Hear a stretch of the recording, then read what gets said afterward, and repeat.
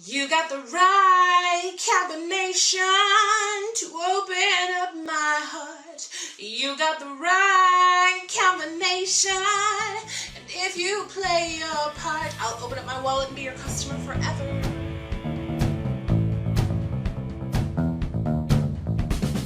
Hey, hi, and howdy. This is Lisa Robbin Young, and welcome to Creative Freedom. This is your dose of inspiration and education to help you build a noble empire and live an inspired life without selling your soul. I was on Periscope the other day, and I was watching Lewis Howes as he was talking about what he called the 5 must-haves for building a powerful, irresistible personal brand. He was sharing what worked for him, but he was calling these must-haves, and he was telling people watching his scope what he thought they needed. Now, his list was great, but I think he missed the mark a little bit. And Lewis, I love you. Truly, I do. So I want to explain why I'm disagreeing with you so vehemently here. See, Lewis talked about the need for a book, a podcast, PR media, video, and authenticity. Now, the problem here is that most of these ideas, except for the need for authenticity, are tactics. These are things that are working now that might not work later, that might not work for who you are, and that might not work for where you're at in the world or what you're trying to bring to the world. See, not everyone needs to be writing a book or hosting a podcast. So what do those people do? Are they screwed? Is it possible to create a powerful, irresistible personal brand without those things? The answer, of course, is a resounding hell yeah! And for those of you who doubt me, let me drop a couple of names as examples. Sir Jonathan Ive and the late Michael Graves. No podcast, no book, but a whole slew of notoriety. Heck, Jonathan is a knight of the British Empire because of his work in design. Again, no book, no podcast, no weekly video series, and any PR he got was through his work at Apple. Michael Graves built a reputation as an architect and designer, but most Americans know him for his work through stores like Target and Disney and other retailers with his homeware designs. So, if you don't need a book, because they didn't have one, and you don't need a podcast, because they didn't have one, then what is it that you really do need? What are the 5 must-haves to build a powerful, irresistible personal brand? All the things that Lewis talked about are important tactics that can be used to build your brand, but they don't have to be. So what are the underlying principles that drive those tactics? Why do we recommend those tactics? Because that's where the 5 key ingredients are that are going to draw in your right customers and help you create a powerful, irresistible personal brand presence while you're building a profitable, sustainable business you love without selling your soul. So let's get on to tip number 1. Must-have number 1 is a platform to deliver your great work. Now for Lewis, that's his podcast. For Sir Ive, it's Apple. For Graves, it was architecture and homewares. For me, it's my music and the Creative Freedom series. Your platform is how you reach your right people with your great work. You don't have to do it on your own. It can be under someone else's banner, like Ive and Graves have done. Or you can fly solo like Lewis and I do. But it's the platform and your willingness to be consistent at it, that's really important, be consistent, that makes the real difference. If you're not being consistent, it doesn't work. You got to show up regularly. Number 2, you need credibility in your field. Lewis points out that a book is an instant credibility builder. That's kind of true, but it's only true and remains true if the book is any good.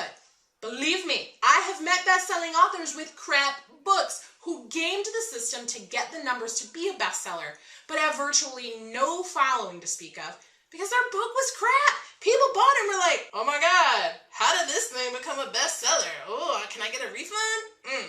On the other hand, I know plenty of entrepreneurs who are credible experts in their field who have never written a book, don't plan to write a book, and just keep being awesome.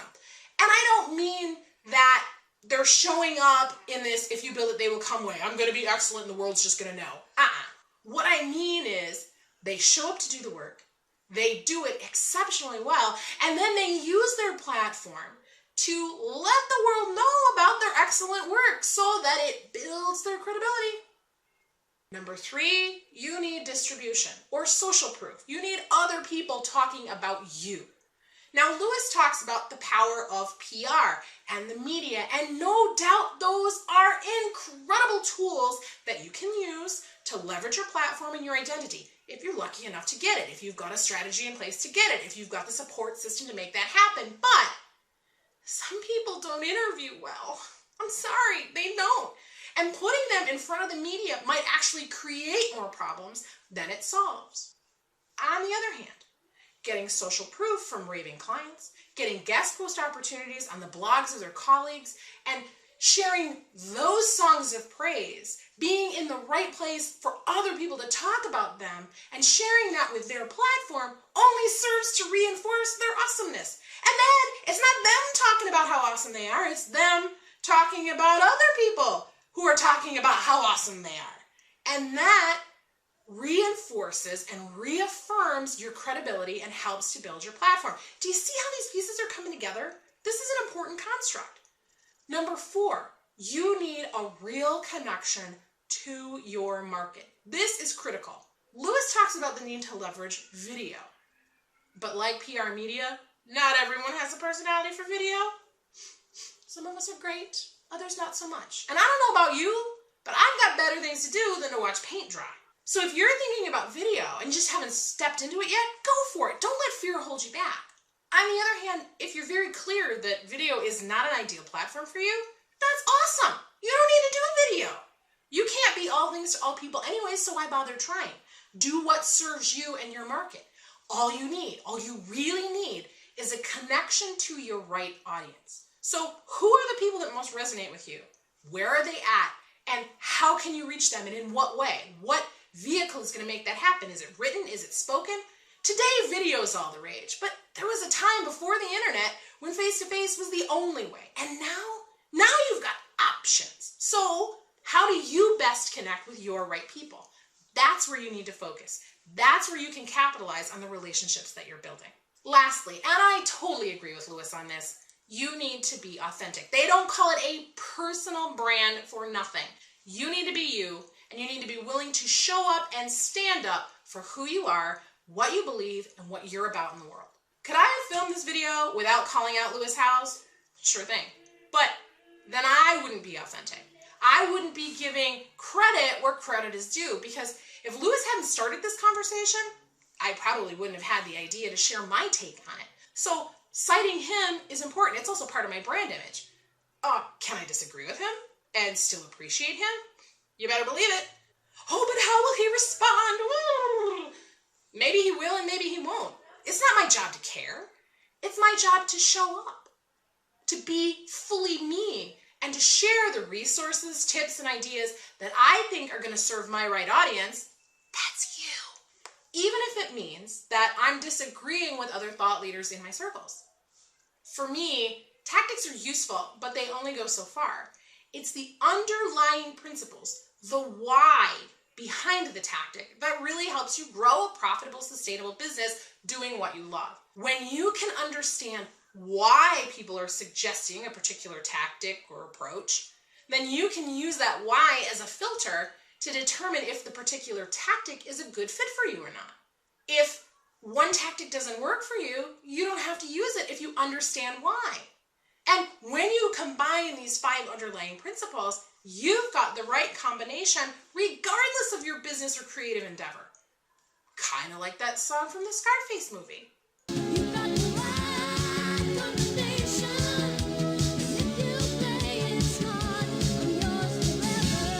When you've got a platform, credibility, social proof, and a connection to your right audience, coupled with showing up authentically and consistently is important, but being authentically you, then that's the right combination to open up the hearts, the minds, and yes, the wallets of your right people. That is the key to growing a powerful, irresistible personal brand. So now let me hear from you. Did I miss the mark here? Do you agree with Lewis? Do you have your own take on what you need for a powerful, irresistible personal brand? I would love it if you would share your thoughts and ideas in the comments, and let's be a rising tide for everyone. If you like this video and you want to be the first to see more just like it, then subscribe to my channel and share me around with your friends, because you're in good hands with creative freedom.